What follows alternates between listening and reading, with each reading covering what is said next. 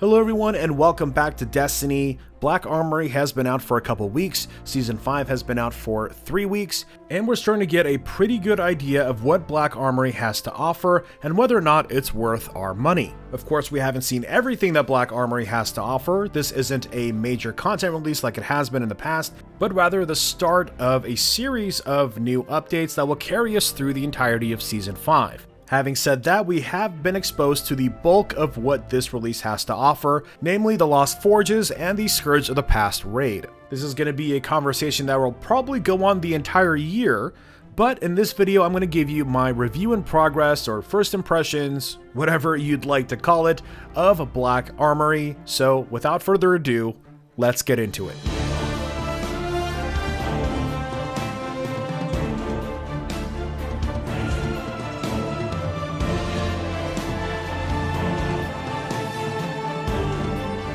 So first up, let's quickly summarize what exactly Black Armory is. We have, well, access to the Black Armory. We are tasked with reclaiming lost forges around the system. You fight through the forges to craft a new set of Black Armory weapons. And then we have the raid and an exotic quest coming in January. Black Armory is the first content deployment of the Destiny 2 Forsaken annual pass, which will currently run you $35. Let's talk about the Black Armory itself. What it amounts to is the usual kit of daily and weekly bounties available at Ada1, the Black Armory's vendor. Luckily, most of these bounties can be completed during your usual challenges or even while on patrol. Completing the weekly bounties grant you a special item called a ballistics log, which you can use to purchase a powerful weapon frame. 2 weekly bounties, that gets you 2 powerful frames per week. The daily bounties also grant you modular reports, which you can use to pick up short quests that will result in a randomly rolled legendary weapon, or save up to repurchase the duplicate Black Armory frame for that week, no longer powerful, but can be useful if you're looking for a specific role. The frames you pick up each week kick off a 2-step questline where you need to get specific enemy kills with a specific weapon, then collect 25 Radiant Seeds before having to return to Ada1 in the tower to pick up the completed frame before going to the forge to actually forge the weapon.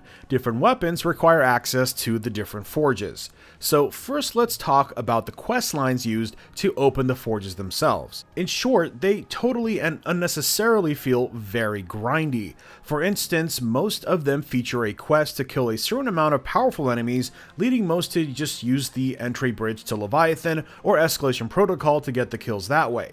These steps are tedious and feel overly drawn out. On top of that, your tracker doesn't automatically update to the new quest step, making you have to go back to your inventory and track the new quest step, which can be very convoluted and very unintuitive.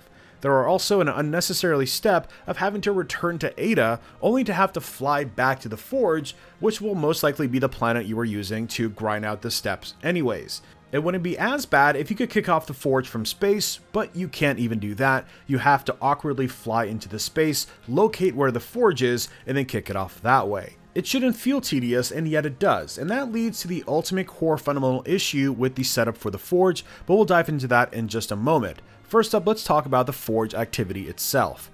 The Forge is a 3-person wave-based horde mode where you need to work through 2 waves of enemies before the final boss. During each wave, you need to defeat blue glowing enemies who will drop special energy charges, which you and your fire team need to pick up and throw into the Forge Spire in the center of the arena. You need to collectively throw in 20 of these balls into the middle before moving on to the next wave. You're also working against the clock. Killing enemies gets you more time on the clock, as does throwing in charges. You need to find the balance of how many non-glowy enemies you need to kill versus focusing on just the glowy boys.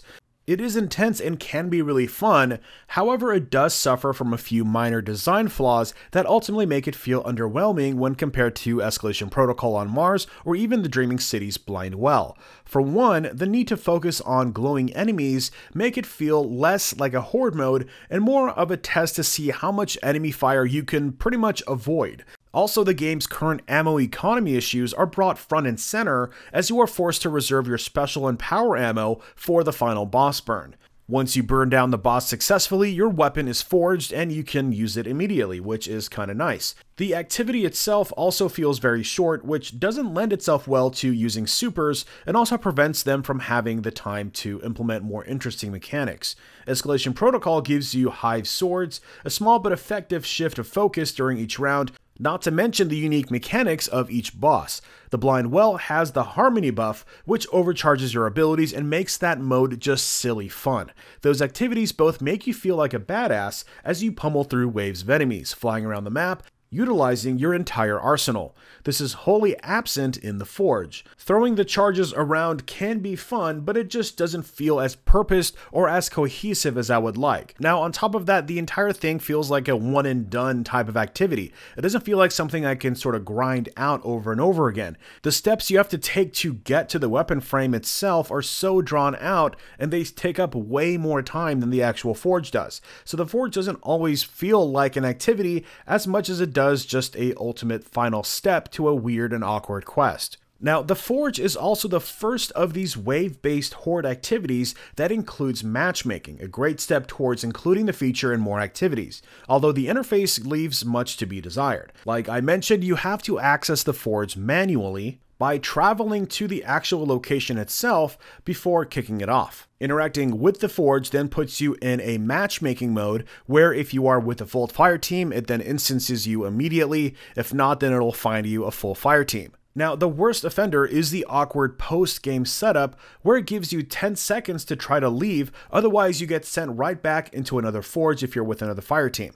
If you're in matchmaking, at least you can back out of it, but you have to wait for the game to sort of uninstance you. But if you miss it, you have to wait for the next Forge to start before abandoning your activity. This will then put you back into the patrol space, and only then are you free to go to orbit or to the tower, which is most likely where you need to go. It just feels very clunky and can be very frustrating and very time-consuming to deal with. A much better implementation of queuing is what they've already done once with the Haunted Forest. With that activity, you could kick it off from the director and even choose whether or not you want it to be match made or not.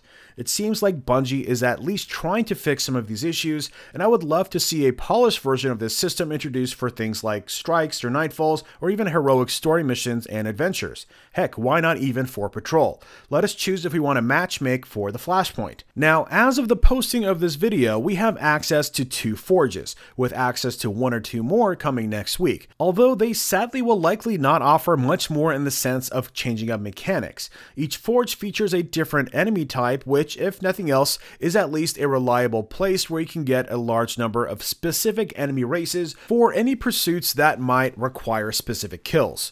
Now, 801 also has a stock of new weapon mods available, in addition to a much more reasonable economy for mod components, although it's a shame that both of these are locked to owners of Black Armory. Now, aside from the Black Armory itself, we have the new raid Scourge of the Past. It is not a raid layer like we originally thought, but a full-fledged raid, which sits right around Destiny 1's Wrath of the Machine in terms of length. The rewards are masterworked versions of the Black Armory set of weapons. And I do have to say, with all things considered, the Black Armory set of weapons are some of the best weapons that have been released in Destiny. I'm loving every single one of them. At least the ones that we've had access to so far. Now, aside from that, we have Niobe Labs, which is still a big mystery. Is it a forge, a dungeon? We'll know soon enough. And there's also the quest for the last word coming in late January. I can't speak to those, of course, and that's why this is a review in progress. We'll revisit this topic sometime in February, once we've seen everything Black Armory has to offer. But aside from that, this leads us back to the core issue with the Forge, and what has led to all of the negative first impressions that you may have heard or read around the internet. You may have heard a lot of people complaining about the power requirements of the Forge. It started at 610 and scales up to 630 by the 3rd wave. Pretty steep climb for such a short activity. But that's not even really the issue. The real issue here is with the presentation. Players didn't really know what to expect in terms of content, and they didn't expect it to be inaccessible until around 610 power. It's now been reduced to 605 to make it a little bit better, but you really need to be at least 621 for it to be a comfortable challenge. And honestly, to me, that's okay. I have no problems with the power requirement for the Forge. The real issue is that people are used to certain things with DLCs. They're used to being excited on day one, ready to jump in on the new content. They want shiny new toys to play with. I know I do. For people to realize that they had to continue their usual ritual of weekly challenges before they were ready to engage the new content wasn't something we had expected. Even in Warmind, where Escalation Protocol was super difficult, where you had almost no hope of completing it week 1, unless of course you had a team of 9 or maybe grinded your butt off, still had content for all players on day 1. i.e. the campaign, the strikes, the quests. Black Armory doesn't have any of that, leaving players with just the endgame layer, which is exactly what Bungie had promised us to their credit. I don't mind that it doesn't have a campaign. I don't really even mind that it doesn't have a new strike, even though I feel like they could have come up with a new strike, but I mention these because it's what players have come to expect. Joker's Wild, the second out of the 3 annual pass releases slated for the spring, should be okay since it revolves around Gambit, an activity with no real power requirement, but I hope that they revisit some of these issues with Penumbra, because that is where people will be expecting the next challenge. So in summary, the annual pass could be the answer for future Destiny DLC releases, but Black Armory was an awkward and convoluted first step. But hopefully, with all the feedback, the following releases will fall back on track and deliver the content we've come to expect post-Forsaken. It's all about the day 1 first impressions. You have to deliver that for players, and then you can settle into the rest of the content later. Start things off with a bang. Anyways, let me know what your first impressions of Black Armory are down below. If you found this video informative, a positive rating would be much appreciated. And of course, be sure to subscribe if you haven't already and turn on that notification bell, as we have a lot of content coming out this week and you don't want to miss out on any of it. Thanks for watching, and I will see you all next time.